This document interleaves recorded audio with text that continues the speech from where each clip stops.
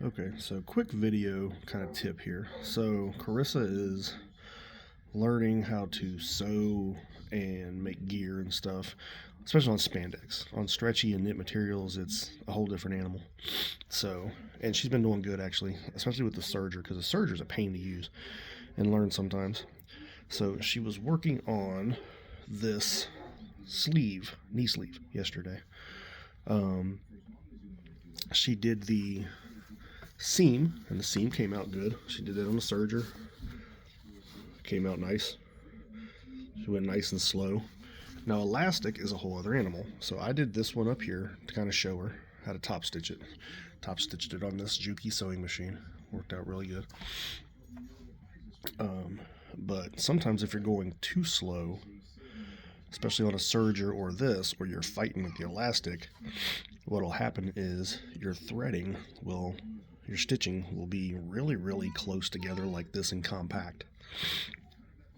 And what causes that a lot of times is you're pulling against the sewing machine. You're not letting the sewing machine feed the material through with trying to hold the elastic, which it's tricky. It takes a minute to get down the tension and everything else.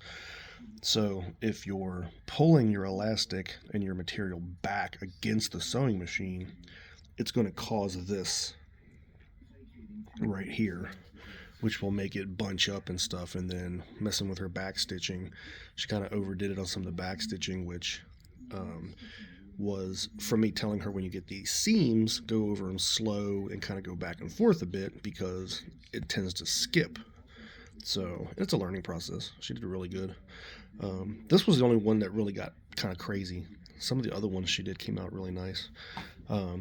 But it's a learning process, like I was saying. But I just want to cover that because, and it's not a knock on her, it's a learning thing. But I figured before she fixes this, make a video.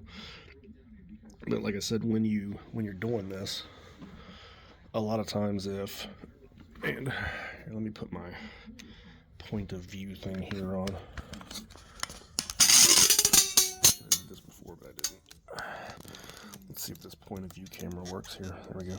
So if you've got this in here, you're going to stretch your elastic and stretch this, which it would be the other way around actually, because he was top stitching it.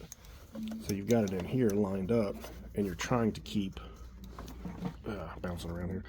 You're trying to keep this all lined up for a 1/2 inch elastic, and you want to keep it tense and let the machine take it.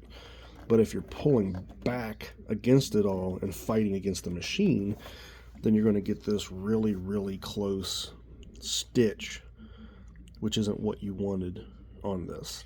Now, if you're doing a close stitch, it's one thing, but that stitching was from basically fighting the sewing machine and not letting the machine take the fabric, if that makes sense. So I'll do another one and kind of show as it goes, but just something quick. So we're going to redo this when she gets back from work. She's on her normal shift, and I'm in here working on orders and stuff now, but figured throw this video together. Remember, let your machine do the work. Don't fight your machine, because that's what will cause a lot of that bunched up stitching, and then you get wonky seams and everything else. So especially with elastic.